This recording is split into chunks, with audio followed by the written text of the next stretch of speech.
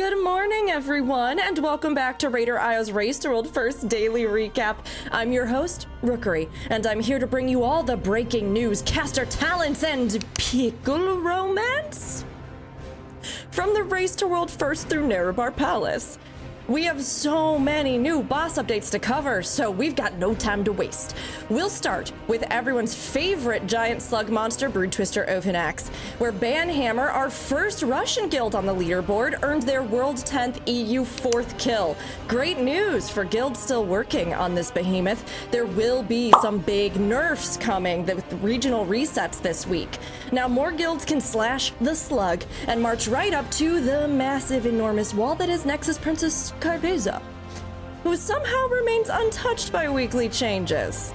On the topic of the Princess Assassin, we saw some huge progress yesterday. When Echo logged on for raid, they got right to work on Ky'veza and wasted almost no time, hitting a new best pull of 2.6%.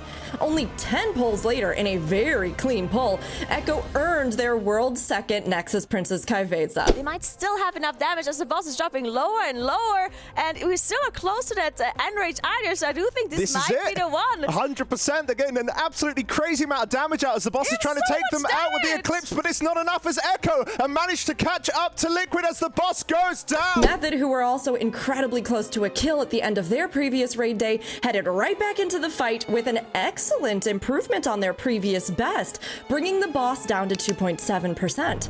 They followed this up with a 1.2% pull, a nail-biter of a wipe at 0.8%, and then finally, only 4 pulls later, a kill for World 3rd. 5 big blaze coming here soon. Here it is. Bump, pig, bump, bump, bump. 6 of our remaining top 10 guilds are still hard at work on Nexus Princess Ky'veza progression, with Huoguo Hero in the lead. They got the boss as low as 0.4%. We've been waiting for at least a whole day to see the SIlken Court fight, after hearing from the raiders how difficult they expected it to be. It may not be as numerically demanding as Ky'veza, but the fight is definitely chaotic. Yeah. Look how long they have to keep the webs for, Jay. Yeah, so they'll need to make sure and that they need to block the charge, so they've got to keep them for this amount of time. This it needs is 3 of them. very chaotic. Hold on. While we didn't get a glimpse of Liquid's initial pulls following their Ky'veza kill, Echo and Method graced us with some on-screen pulls of their own. As expected, Echo, who reached the boss first today, quickly racked up experience and surpassed Liquid's off-screen attempts. They started off with some experimental pulls to test the ability overlaps and rage timer and mythic mechanics, including the mythic-only debuffs. Their first major progression point saw them survive to the second charge phase, and then outlive that part of the fight and make it into phase 2. By the time Echo headed to bed, keeping to their strict sleep schedules, their best pull sat at 53.4%, just past the second intermission phase after 87 pulls. Method's progression also looked very productive today. Like Echo, they quickly managed to get past the first intermission at 78%, and within 30 pulls saw a steep improvement down to 65.2%.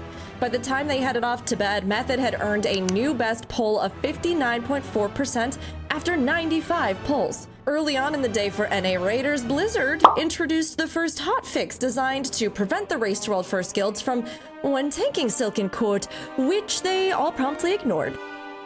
However, later in the evening, Blizzard introduced a second set of changes, which really and truly put the one-tank strat to bed for the fight, forcing Liquid to reunite their tanks. Yeah, so the damage has been increased by 150% up to 23 million. Now, 23 million sounds like a lot more health than a player has, but know that this is physical damage, which is our specialty as tanks. We are very good at dealing with physical damage.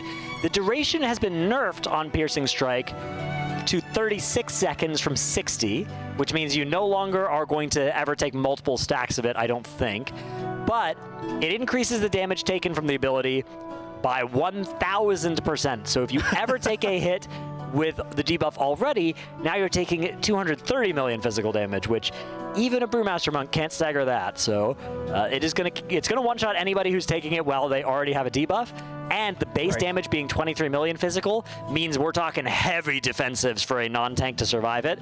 Method began the fight with 2 tanks and continued as such, while Echo will need to bring in a second tank for their progression today. The Race to World First off tanks certainly celebrated. Liquid spent their entire raid day on the SIlken Court progression.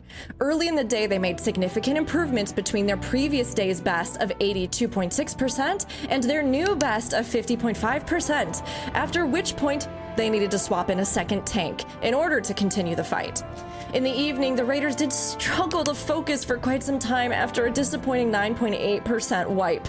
However, Liquid decided to risk staying up a bit later, as they would be sleeping in during the NA server maintenance times.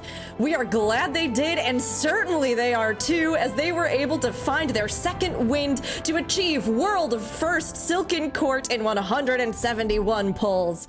Get ready for immunities. Get ready for my call. Just put him. Taunt. Taunt. Someone taunt. Get ready to immunity. Get ready to immunity. Get ready. Get ready. 3. Come on, guys.